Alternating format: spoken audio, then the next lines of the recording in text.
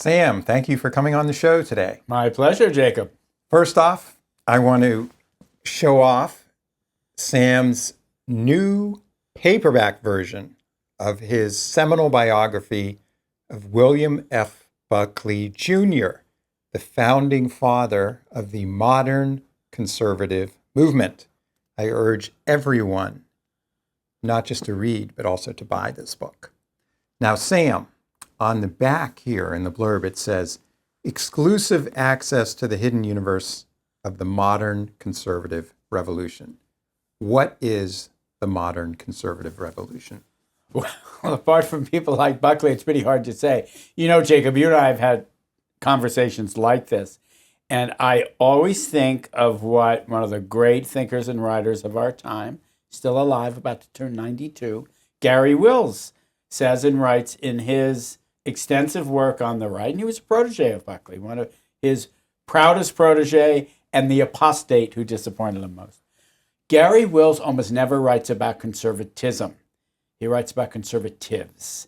And I think we know when we hear or see or read a conservative, we can figure out or detect pretty quickly what their views are on various issues, what they favor, what they oppose, what they're skeptical about, the kinds of beliefs they have, which tend to be traditional, conservative, hierarchical sometimes. Buckley definitely grew up with that, the sense of place in society. Where did he grow up? When did he grow up? Where did he grow up and when? He grew up mainly in the northwest corner, as it's called, of Connecticut, which is New England. So he was born there in 1925. He would have turned 100 last year had he lived that long. He died in 2008 at the age of 82. So he grew up really in the 1930s and 40s is when he came of age. And that's when the United States underwent its great liberal progressive revolution and under Franklin Roosevelt during the New Deal, and then also in the intervention in the Second World War. And one could say that the conservative movement that arose, led by Buckley in those years and later, Buckley came of age really in the 1950s, was really an attempt to overturn those changes in the society. And that was the term he used, by the way, Jacob. He didn't say our government, he didn't say our politics, he said our society, which meant he saw it as a cultural change. That's the genius of Buckley. He was the first modern political activist to realize the battles would be waged and the cultural planes, magazines, televisions, newspapers, radio in his time. But it was a cultural change.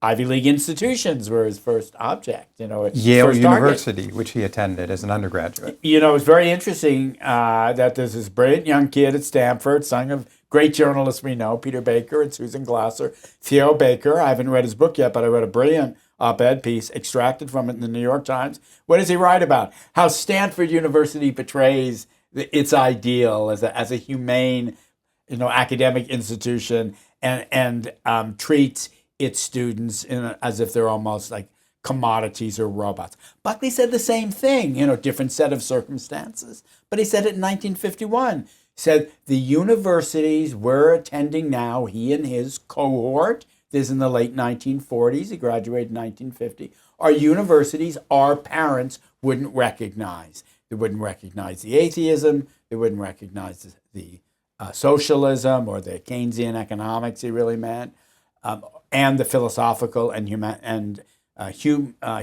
arts views. The humanities were viewed in a different way. It's very secular. It's very post-Enlightenment. And this is the great liberal tradition that is so important to America, was for many years. And Buckley and Company wanted to overturn it. And guess what? They had more successes than anybody would have imagined.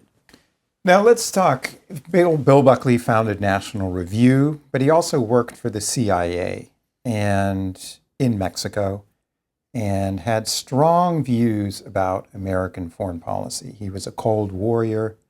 What do you think Buckley would make today of Donald Trump's attempt to oust the lingering communist regime in Cuba?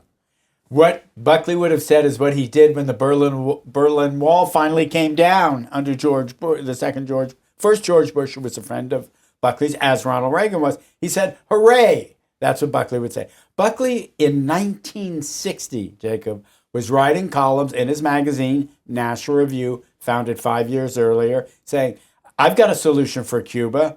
We get rid of this guy, Castro, and we force restitution for all the American businesses that have lost their foothold there. Exactly what the administration is talking about doing today. And he didn't write from ignorance. As you say, he's absolutely fluent in Spanish.